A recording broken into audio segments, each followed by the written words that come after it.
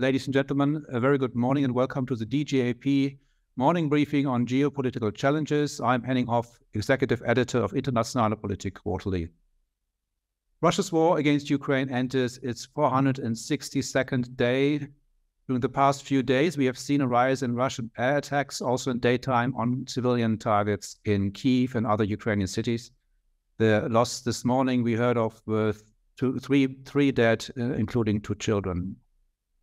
Meanwhile, Ukraine continues to prepare the ground for its counteroffensive to liberate more occupied territories with varying shaping operations, as well as by creating more and more dilemmas for the Russian military leadership, be it by the raid on Belgorod, our colleague Andras Rad analyzed last week, or by presumed drone attacks on Moscow.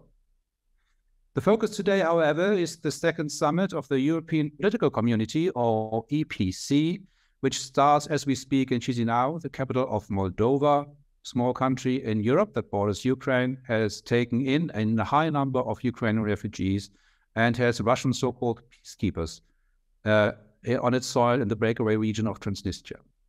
Together with Ukraine, Moldova received EU candidate status last year, and the EPC summit bringing together 46 European heads and states of government. We just heard that, we heard yesterday that the President Erdoğan, freshly re-elected, cancelled his participation on short notice. This meeting, of course, has a high symbolic value. To discuss this, I have the pleasure of welcoming first Georgina Wright, Senior Fellow and Director of the Europe Program at the Institut Montaigne in Paris. Good morning, Georgina. Good morning. We have also with us Ilke Toygür, Senior Associate at the Europe-Russia-Eurasia Program at the Center for Strategic and International Studies, CSIS, in Washington, D.C. She's also a professor at the University Carlos III of Madrid, teaching courses on European geopolitics. Good morning, Ilke. Good morning.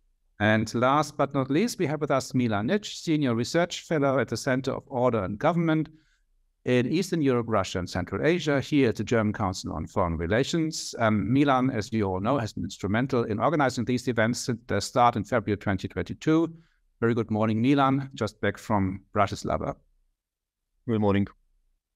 We're trying to make our format a little bit more interactive, and to start us off, I'll be putting questions to each panelist. After a discussion on the panel, we will be opening up for your questions and comments. For the Q&A, please raise your hand, introduce yourself, and put your question in person to the panel. You're also welcome to submit questions and comments via the chat function. Please note that this event will be recorded and that we will have to close on time at 9:30 a.m. And with a word of thanks to Jan Stöckmann from the Director's Office and well to our colleagues from the events and communications teams, let's start with Georgina. The EPC, as you all know, is a brainchild of French President Emmanuel Macron, who inter alia wanted to foster a strategic intimacy.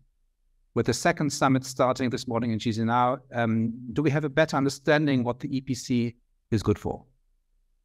I think there's certainly more understanding. First, thank you, Henning, for that introduction. Thank you to DGAP for the invitation. To answer your question, I think we do sort of see slightly better now what it means. I think there was some confusion at the time when he announced it, because he announced it at the European Parliament on the 9th of May. People were confused about, what's this structure's relationship with the EU? How does it relate to other organizations? And I think the French government has done a really good job, actually, in trying to explain. And then, of course, the Czech Republic hosting the first summit to show that this was something different. I mean, at the time when Macron thought about it, context here really matters. It was, the Ukraine war.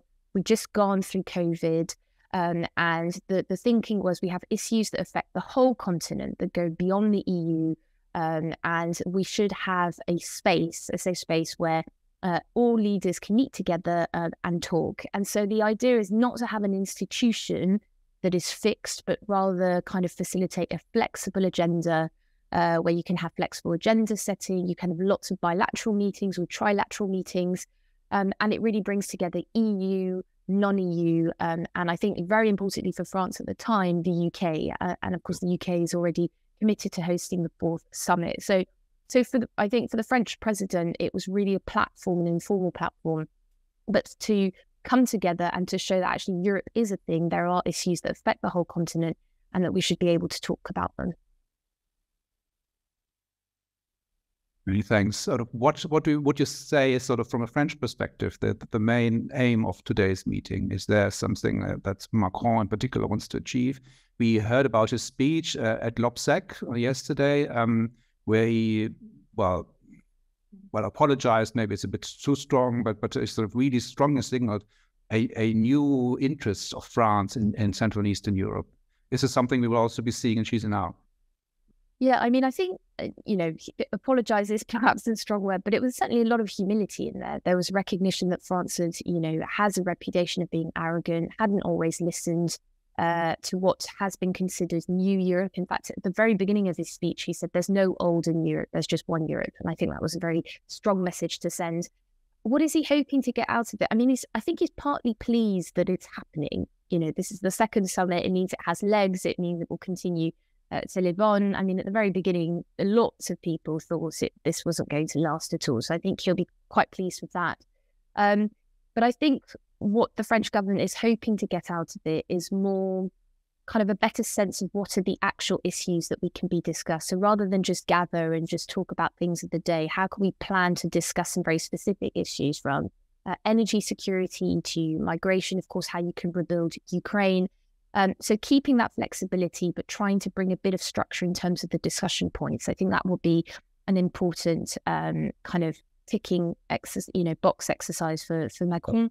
As you said, this is a geopolitical lab. So the idea is to really talk about grand strategic challenges, but also opportunities for the whole of Europe.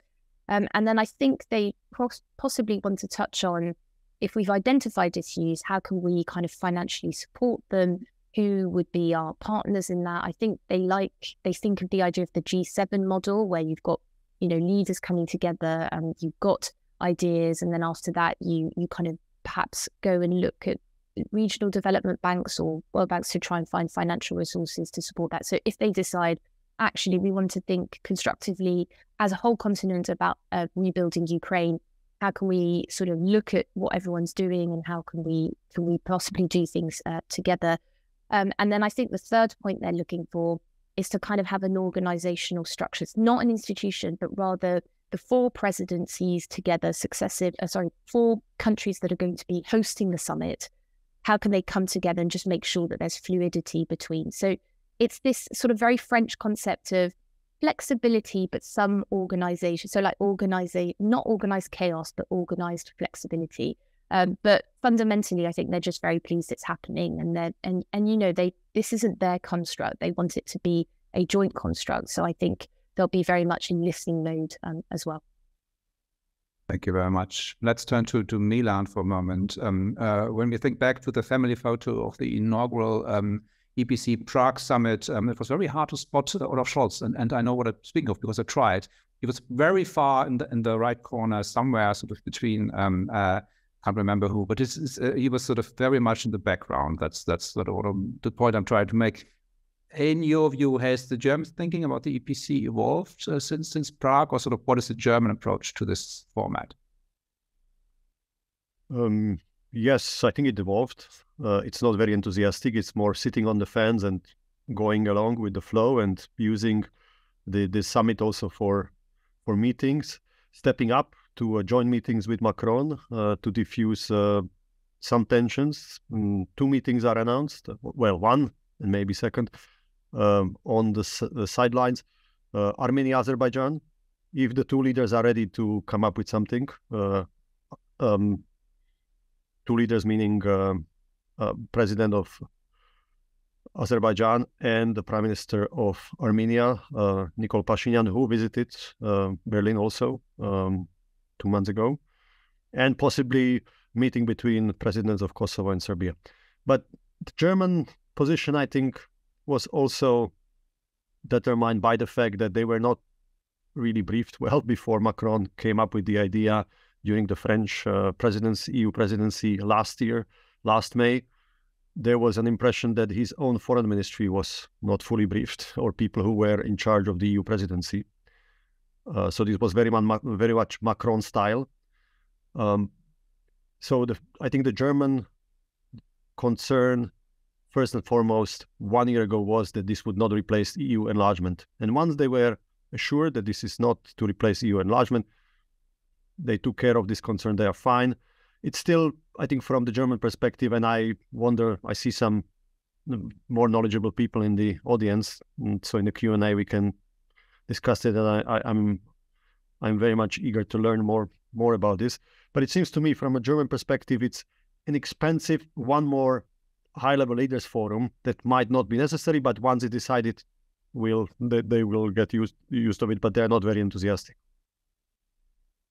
And let's talk about Moldova for a second.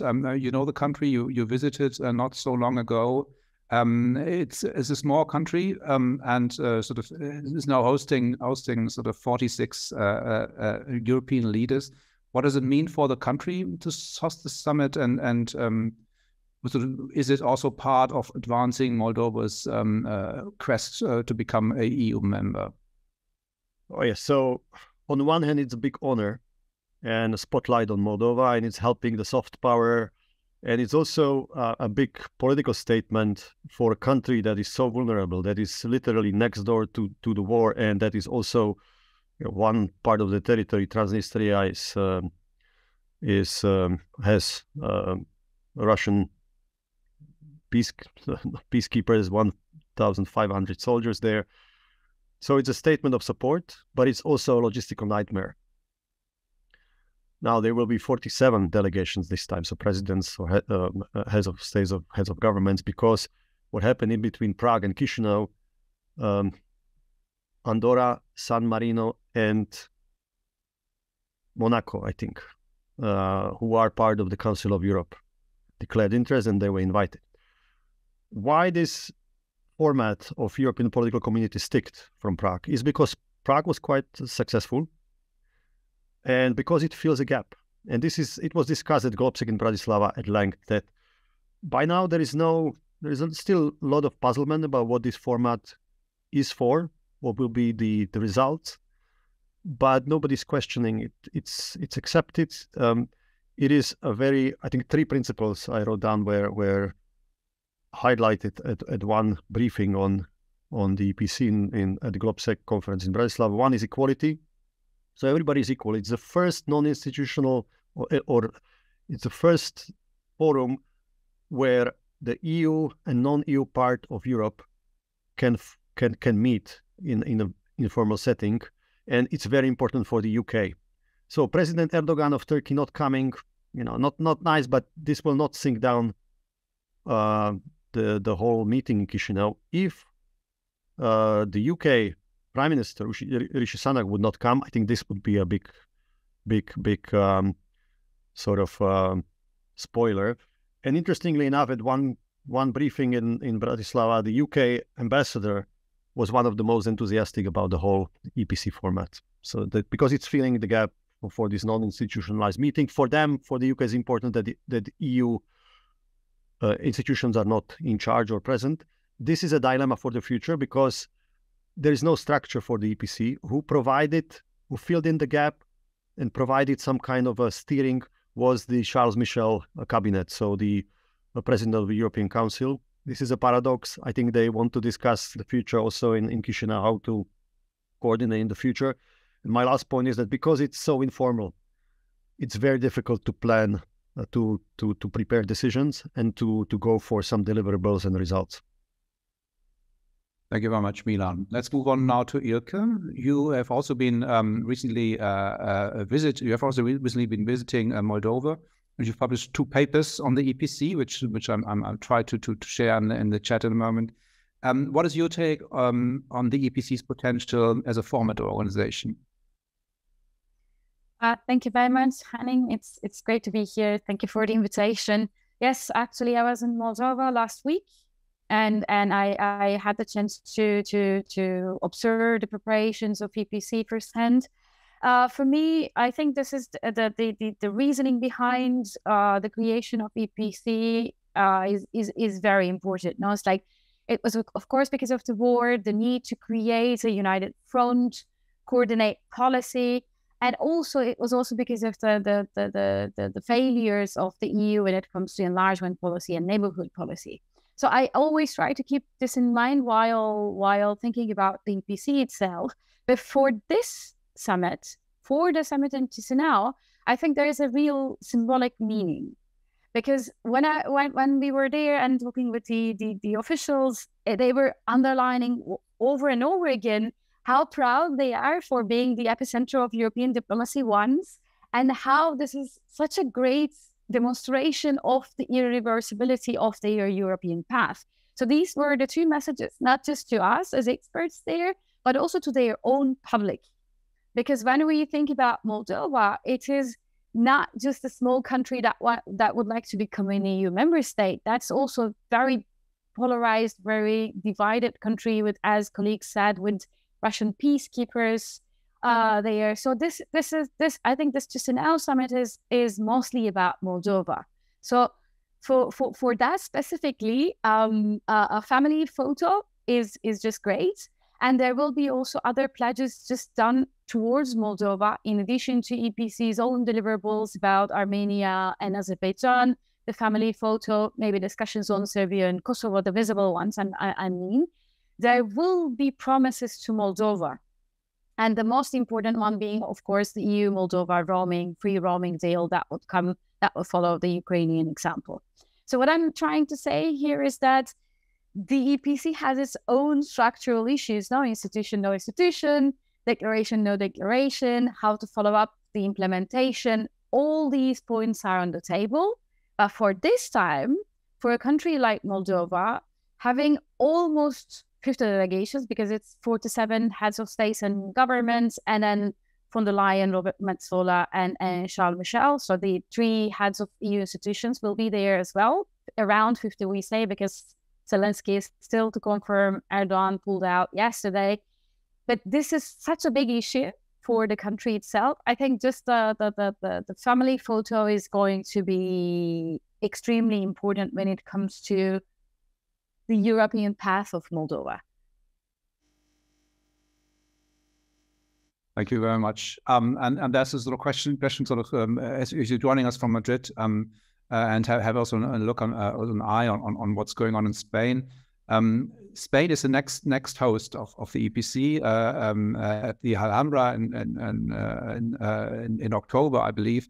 Now, Prime Minister Sanchez has sort of called a snap election. Spain has already sort of entered into a national election campaign. Sort of in how far does it upset this sort of the EPC sort of circle of events, but of course also Spain is taking over the EU presidency the 1st of July.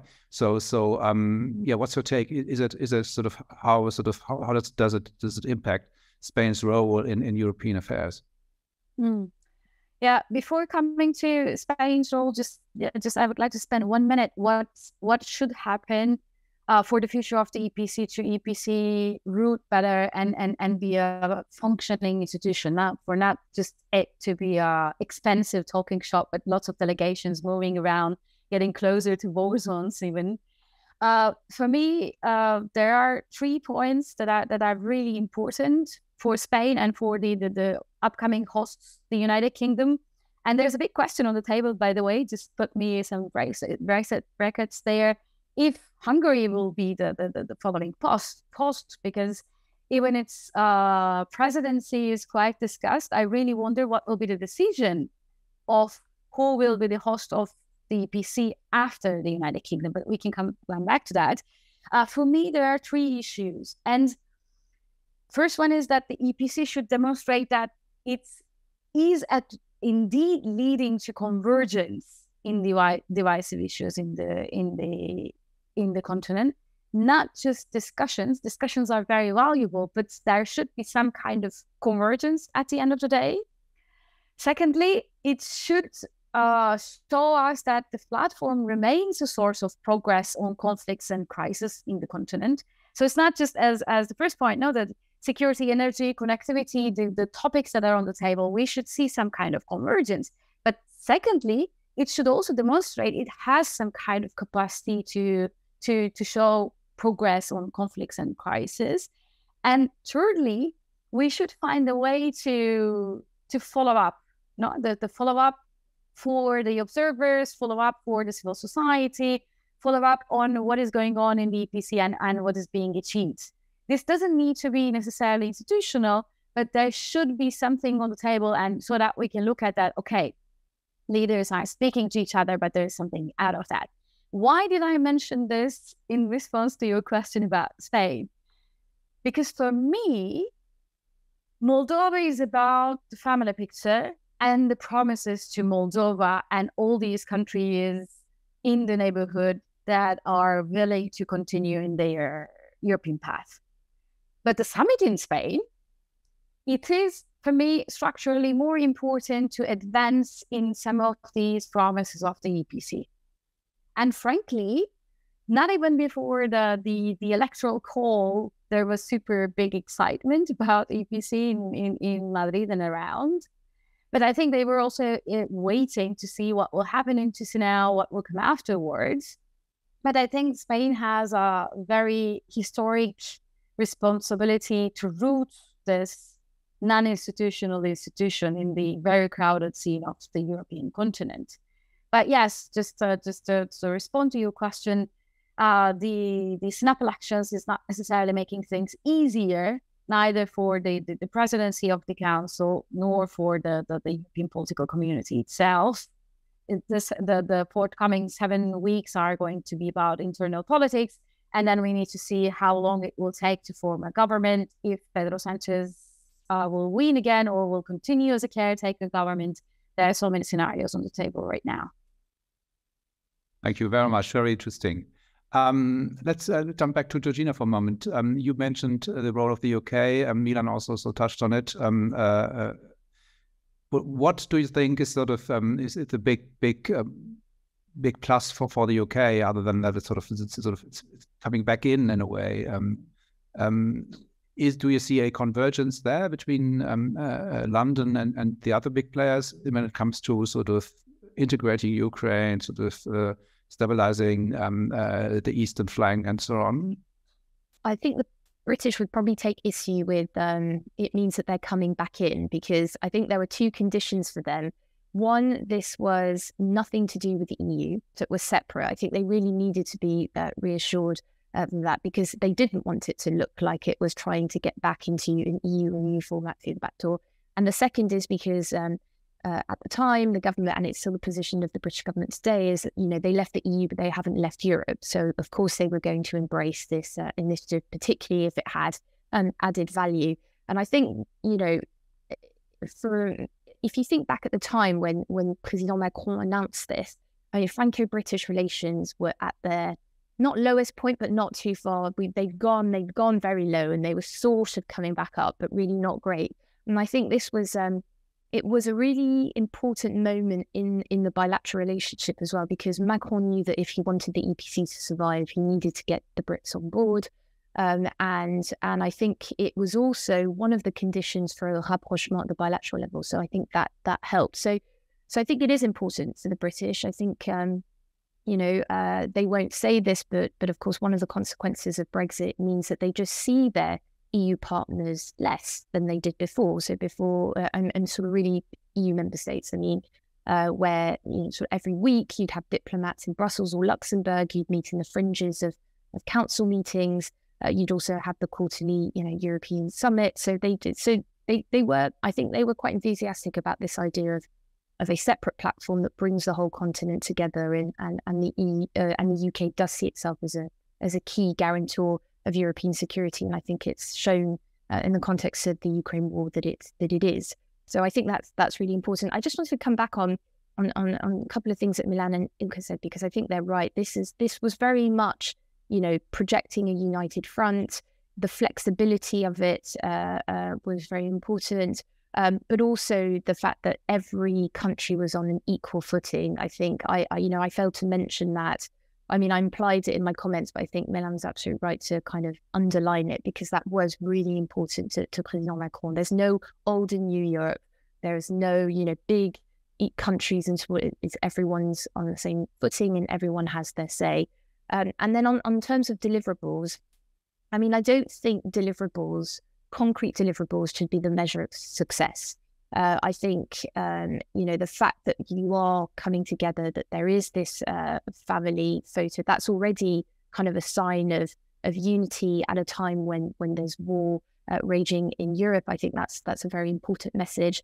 I think there is a willingness to try and narrow down discussions. If that leads to concrete proposals, great.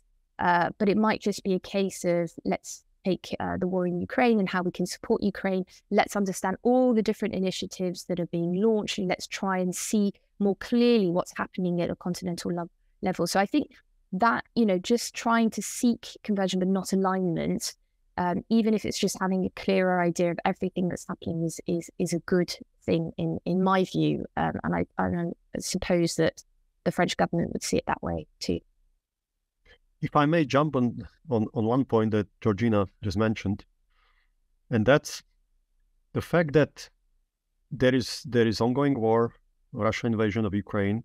It was very important for many European leaders to actually meet and discuss strategic topics. But in Prague, they also decided there will be no declaration. They set up 3 working groups. So their Sherpas are meeting actually in Brussels at the Charles Michel's office. The 3 working groups are exactly on the topics I think mentioned by Ilke. So security, connectivity, and energy, I think. But the idea is that the heads of financial international organizations in the room will then support some of the project ideas that group of countries or governments, this is strictly intergovernmental, would agree on. Let's say on connectivity or on energy connections. But it's quite loose, so it has to produce results by this unstructured working mode of the working groups. And if you have a new format of a leaders summit, first one is a testing, second summit is already, I think, this is where Chisinau is interesting, that either it will show that it can produce results, or it will be taken as an interim, transitory forum that will last for some time, filling the gap, and somebody called the EPC as a widow of the OSCE. So the Organization for Security and Cooperation in Europe is in coma, because without Russia it cannot work. It still has all these bodies and secretariat in Vienna. It's not clear if it will have budget next year. And here is when it's interesting. So you have potentially not a peace agreement, but some kind of a settlement between Armenia and Azerbaijan, which is a looming conflict and maybe potentially another small war in Europe. If the 2 leaders agree, where they can, at which format, at which forum, platform can they come up and announce it? Not at the OSCE anymore. So this is important, where EPC can provide such a footing, such a platform. But here is a big risk for especially the French president. The photo op from Prague, when he joined the meeting that was facilitated by the President of the European Council, Charles Michel, there was an ongoing process where the EU, represented by him, facilitated. The photo op from Prague looked good for Macron. But the information from the diplomatic circles was also that because he imposed himself on that, he almost derailed a very fragile process. And it took the negotiators several months to get it back, especially to get the Azeris back, who took Macron as somebody who sided on, or who sort of strengthened the Armenian side. So bringing Olaf Scholz to this makes sense, but also it has to be, it's also a risk that these very fragile negotiations at the time when there are other formats on Armenia, Azerbaijan, and if our colleague Stefan Meister would be here, he would explain it much better. But of course you have Americans who hosted the foreign ministers of 2 countries in Washington a few weeks ago to prepare the ground. And you still have Russians and Putin who actually brokered the first ceasefire after the war 2 years ago. So I just wanted to flag this out, and then if we have time, I want to come back to the question of how the whole summit in Chisinau can be useful for Moldova's support for their EU integration and the candidate status and what comes later. But there are also heavy costs, not only because it's a heavy security operation, but it's also annoyance for local population if you have such a big summit. And I was reminded in my hometown of Bratislava at GlobeSec conference when Macron came and other heads of state and Ursula von der Leyen, and security measures were very high, and the whole town was slowed down. It was like nothing worked around the hotel complex, and people were complaining. So I can only imagine what does it mean for Chisinau. Thank you very much. I just heard that we have a DGAP colleague, Nastya, who's from Moldova, actually. So that, she's also in the call now. But before we go to her, get back to Ilka on the question of deliverabilities and sort of what would constitute a success. Do you agree with what Georgina said, sort of that one shouldn't judge the EPC on its sort of achievement, outcomes, deliverables? Yeah, for me, I think I will confirm with just a successful photo op in Chisinau and all these reaffirmation of its European path. For Chisinau, I think just this organization, just the like 50, more or less 50 delegations visiting the country, some of them for the first time, all the bilateral dialogues, all the promises that are made towards the country, they are the deliverables of the Chisinau summit, yes. But I personally think that there should be more, starting from Spain and continuing afterwards. It doesn't necessarily have to be deliverables like that so that we can measure them and put them on a table. But like we should significantly see at least three things. Again, like my three items also in this regard. The first one is like we need to see there's some kind of improvement of relations between EU and non-EU countries, and this should be demonstrated with the convergence when it comes to issues of foreign and security policy. So we need to observe some kind of convergence there. The second thing is about this discussion as the value of a platform. No, like if this is different than Council of Europe, OECE, what is the importance? We have discussed this extensively in the first meeting. But for me, this should open up a space because we have a question on the table. Now it's like, what is the future of European foreign and security policy architecture? This question is overarching after the Russian invasion of Ukraine. So for me, if EPC could be a platform for doing this discussion, for having this discussion, that would be a real contribution. And thirdly, also discussions around the future of international liberal order. You know, it's like this is a contribution to multilateralism at the end of the day. I know this sounds a bit far-fetched because we are just basically trying to save the summit in Chisinau, and we're even worried that this is going to be even too much also for the local population. Milan is very right. The government asked everyone that could work from home to work from home, the best of themselves for hosting the delegations, offer hospitality. They're going to close the roads and basically deadlock the entire city. So definitely for a small city like Chisinau, this is very big. But there is a but. We should start from Spain onwards. So this is also pressure to our Spanish colleagues. From Spain onwards, we should see some kind of convergence. We should see a solid, or at least we should start seeing a solid platform where discussions about the future of European security architecture and the European contribution to future multilateralism could also take place. Many thanks, Ilka. Sort of we passed the 30 minutes line, so it's time also to get your questions and comments in. And while you're thinking about sort of what you would like to put to the panel, I would like to ask our DGAP colleague, Nastya Pociumban, who is a Moldovan, and sort of to hear from her what it means for the country to host the summit. Nastya, please. Thank you, Henning. Yeah, it's a very big day in Moldova. I've been also following it since the early morning. I think Moldova really sees it as a big symbol for the country, but also like together with a big responsibility and also a big opportunity. And Moldova will use this platform to agree on bilateral commitments for Moldova between the EU and the other countries that will be made within the EPC summit, but not connected to the EPC summit. So Moldova really tries to, the Moldovan government try to use it really as a platform.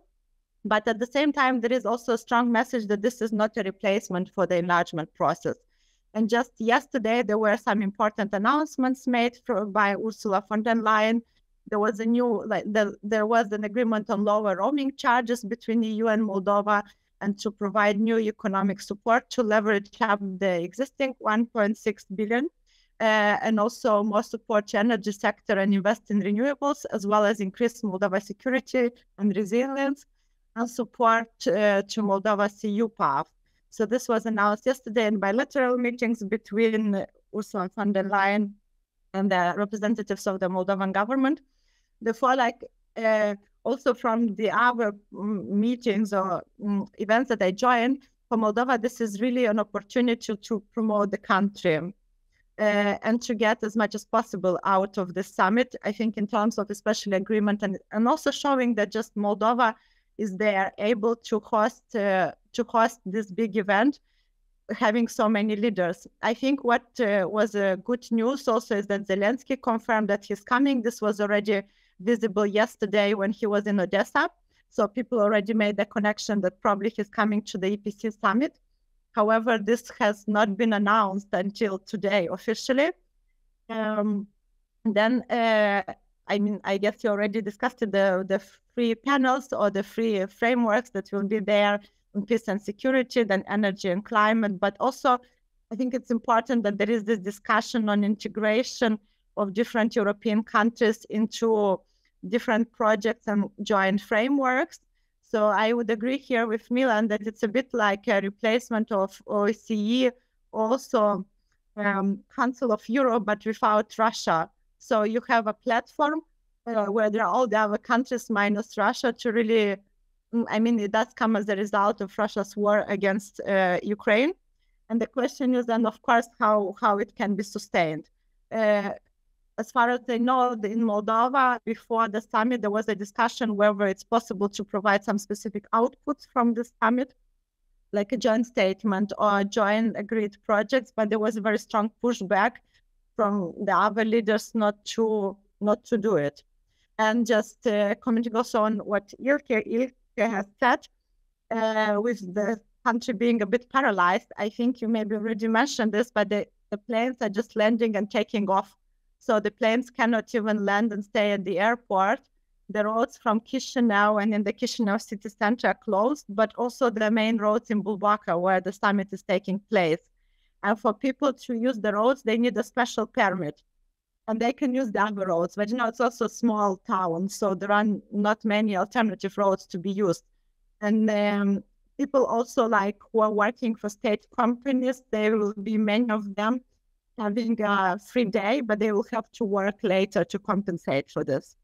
So there are also this side issues, but at the same time, I think on the one hand, there is the support for it and it's seen as a unique opportunity. But on the other hand, I think also not everyone understands what's going on with the traffic being paralyzed. And for a month, there's been a helicopter also in the sky ensuring security. I think I'll stop here. Thank you very much. A great day for Moldova. Probably also a very good day for Europe overall. The fact that the summit takes place in Moldova was that at the time of Prague, of course, the worry that Russia wouldn't stop with Ukraine if it is successful and would sort of move on in its attempt to its sort of neo-imperialist project. That Moldova would be next. Do you think, Georgina, that there's a sort of convergence across Europe about what the Russian threat means really, or do you still see sort of a certain kind of gap between what we could maybe sort of simplifying things say sort of in Eastern Europe and the Baltics, the threat perception is considerably different from Western Europe? a difficult question, also because I'm not a Russia expert, so I'm sort of maybe not privy to all those conversations. But my sense is, France for a very long time was criticised. I think because of the way that it reacted at the very beginning of pre-invasion, where it sort of doubted whether it was actually going to happen, whereas when the United States and the UK had called it out and saying an invasion to them looked imminent and highly likely. And then because of sort of France's earlier comments way before the invasion about how you can sort of bring Russia into a security type architecture, what we needed to do. And I think it was quite telling yesterday when President Macron said, we lost an opportunity to listen to you. And I think France has gone a very long way to try and say, over and over these past couple of months, that whether it's the President Macron or the government, we must support Ukraine. Ukraine must win. Very strong comments at the G7 yesterday, again by President Macron, saying the frozen conflict is not what we want because that could just lead to further conflict down the line. And also this illusion that we don't really know where Russia will stop. So I think there is a convergence of minds. I think it's very difficult, for sort of many different governments' experience. I think Poland and others have shown real moral leadership on the Ukraine war. I think it's really heightened visibility and influence of these countries inside the EU, but across Europe as a whole. So I think possibly convergence, but I'm partly possibly not privy to those conversations. I suspect they're exploring many scenarios of sort of frozen conflict, continued winning ground in Ukraine, but also the possibility of Russia going beyond Ukraine. So I think there is a lot of sensitivity towards that. And of course, we've seen a lot of NATO allies, building flanks and support those countries that are close to Russia, and the EU are also committing to support these countries, neighbouring countries as well. So I think no one's under the illusion that it could just be contained. I think they're exploring many different options. Thank you very much. I just want to repeat my call to you, our listeners, to if you want to come in, please raise your hand, put a question in person to the panel. That would be very much appreciated. Maybe go to Milan back for a second. This question of sort of convergence in the sort of perception of Russia's threat sort of was also sort of the sidelines of Globsec, I would imagine. Do you think we have moved further from Prague, where this kind of gap still existed, and we have now a common front, or sort of and connected to that, you alluded to it, but do you think there's sort of this distrust of French motives, sort of having the EPC as a sort of a waiting hall, maybe you never leave on the way to the European Union? Is that completely sort of, has this been resolved? I think it was also clear at Globsec and in talks with the French delegation and diplomats that there's another big challenge more on the EU table for the rest of the year, and that's decisions on the EU enlargement. So further advancement of not only Moldova but Ukraine after the candidate status. The Western Balkan governments very impatient because they feel they are not upgraded. And the EU enlargement is providing also,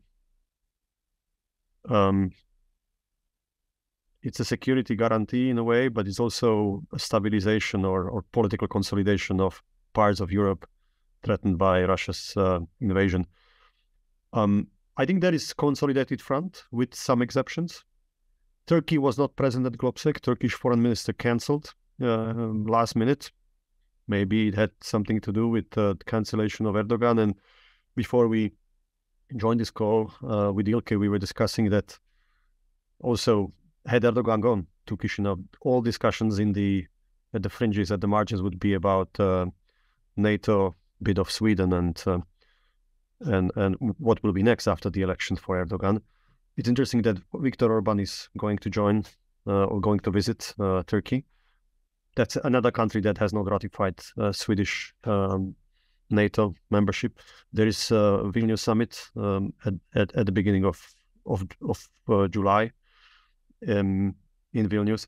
So a lot of discussions about what will be NATO's decision on or offer to Ukraine. What kind of security guarantees can Ukraine have? Lots of discussions about what will happen after the counteroffensive, the looming counteroffensive of Ukraine. So very much centered at GlobSec, but also I think in general our conversations is centered on the ongoing war. Discussions about what will be the presuming sort of Ukraine fatigue in some European countries. When I mentioned Hungary, I also wanted to point out that there is not also always unity within the EU or NATO context on that. You have some exceptions. Hungary is still, I think, blocking the 11th sanctions package and the approved the disbursement of approved financial support or I think it's ammunition financing for Ukraine. So overall, I mean, it's turning into a war of attrition and also a clash of resilience and political will. So if Russia is losing on the ground and Russia has lost already strategically, maybe Vladimir Putin is still betting that he can win on a different level for the international to sort of push international system into a different era where Russia is now very active on the global south, and they want to isolate the West or weaken the West. And I think this is where EPC can be useful, that it's a reconfirmation of certain principles of international order and European order vis-a-vis Russia's invasion of Ukraine. Many thanks, Mila. Very interesting point. Let's move to Ilke for a moment. Also on Erdoğan skipping after he had earlier said that he would attend the EPC summit. Of course, he has just won the election. The government in Turkey is rebuilt. What's your take on the significance of Erdoğan not being present? Yeah, actually, he, as far as I know, he confirmed first and then pulled out yesterday. But I didn't read so much into it because he has been very much focused on the cabinet reshuffle, who is going to be named as foreign minister, because there are also different candidates there.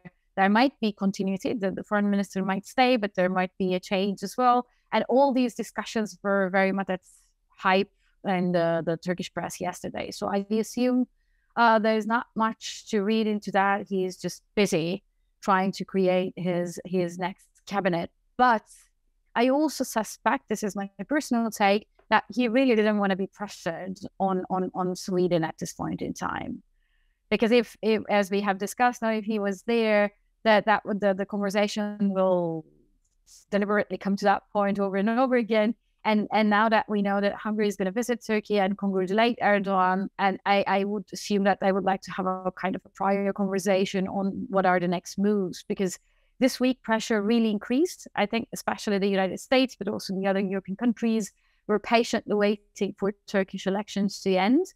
But even this week, there were various conversations between Antony Blinken and the Turkish Prime Minister, the President Biden and Erdoğan, how to move on, and I think these are the 2 points why the Turkish government is not present.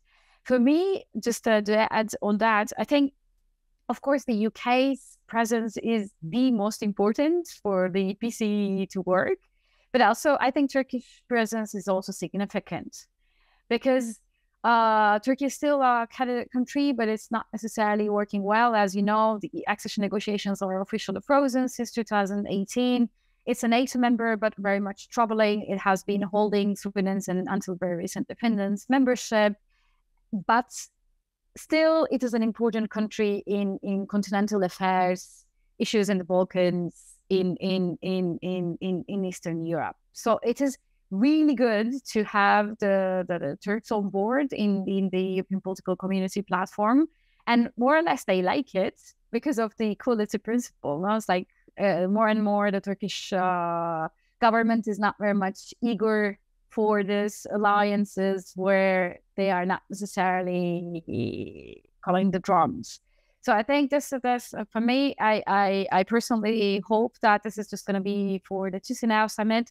And since there are good bilateral relations between Spain and Turkey, the Spaniards will convince them to be present in Granada in 5th of October. Thank you very much. I just repeat my call for questions. If you got any, we've got one in the chat by Julius Georg Louis, who asked sort of has Russia or Russian propaganda reacted to the meeting in Moldova? Sort of what is the sort of the Russian reaction to the EPC? Have you any insights on that? Who wants, maybe Milan? No, unfortunately, I haven't checked the Russian propaganda or media, but I see Arkady Moshes with us in the call. If he can, even maybe without camera, come in, when he's a foremost expert on Russia at the Finnish Institute of International Affairs in Helsinki, or maybe Nastya followed. Yes, please. Yeah, I could. I think actually, I would say there was maybe less attention than I would expect. But what Peskov said, that they will closely follow the news from Chisinau, and that overall the CPC summit doesn't represent the proper political process when Europe is divided. So basically, like the message is that it's not a real forum. But that's it. I actually think there was not a lot also in the news, like news in Transnistria that appear, for instance, but also like Russian media, propaganda media in Moldova. And while there are these messages, it's more about the destination, that the summit is creating a chaos. But more that I think, for instance, like I didn't see a lot of propaganda about it, like, that it's not a real forum. That's the news. It's a mess in the country. And it comes also on the ground that the hybrid attacks also saying that actually, Moldova, there was also a conference on the Commonwealth and Indian States just 2 days ago, hosted by like socialist members. There, the main message was that actually, Moldova is looking more to the West, which is like the kind of usual narratives that Moldova should look closer and be stable with Russia, who's the true ally. So this comes on the background of EPC as well, say. If I may, I must say that I agree. I was traveling, so I wasn't able to follow the news to the necessary detail. But I just want to say that what I see in Moscow is it's the same kind of an attitude which was there in the beginning of the European partnership. It's a dismissive attitude. And objectively speaking, they have now bigger problems to think about. Thank you very much. Very good say. Milan. If I may, let's not also exclude a possibility that the whole summit will not go smoothly and there will be some kind of a security threat. I mean, the easiest, if Russians want to enjoy, to spoil the party, they can just fire a missile from their ships in Black Sea to Ukraine across Moldovan territory, and imagine what we mean for the whole delegations and heads of states there. So I know that there was a lot of security planning for Moldovans. Both the French and the Brits helped a lot. Therefore, the security operation there is enormous, to the detriment of the people, the local population. Nastya also mentioned that the summit is taking place outside of Chisinau in a small winery. Very good wine, by the way, in Moldova in general and there in particular. But if it will go smoothly, that's already a success. And I also have to say that on the one hand, Moldova asked to be host of the next summit in Prague. I think it was kindly asked by the French. When they invented this principle of having every semester, every half a year summit and rotation of EU presidency and non-EU country. And what the French diplomats were underlining yesterday at GOPSEC is that there is already a line of countries who want to host, who want to continue in this cycle after the UK. So you will have Spain, I think, in Granada, and then the UK. But there is already Switzerland and others who would like to host it. Thank you very much. Sort of, Ilke, you would also comment? I was going to say something about the Russian propaganda, but I'm just going to say something to follow up, because Hungary is on the line after the United Kingdom, and then will come non-EU countries. And I personally really wondering if there will be a decision coming out of Chisinau today how to continue in the rotation, because even Hungary's own council presidency is questioned. I personally think there is no legal ground there, and not necessarily this will move forward, but there is a discussion. There will be a vote in the European Parliament. So I really wonder if they will announce today who will be the next posts after the United Kingdom. This is just EPC gossip. We can just stay here wondering until the end of the day. But okay, sorry, this is perfectly in line with Viktor Orbán foreign policy concept. You know, to go outside of the EU, invite Europe, and develop relationship with non-EU. So Hungary is projecting as its own pole at the margins of the EU, special relationship with Turkey, special relationship with the UK. So now, very difficult relationship with Norway, but I think they will try hard to host the summit, to reconfirm that they are as the EU presidency of the second part of 2024. Yeah, I don't see a reason why they should be pushed out.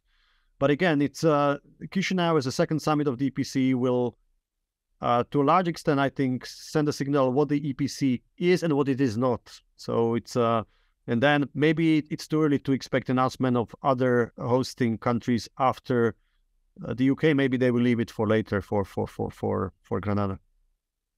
Thank you very much. With eye on the clock, we've got 2 minutes left, I wondered whether we could finish by putting one question to the panel, and you give me just your sense.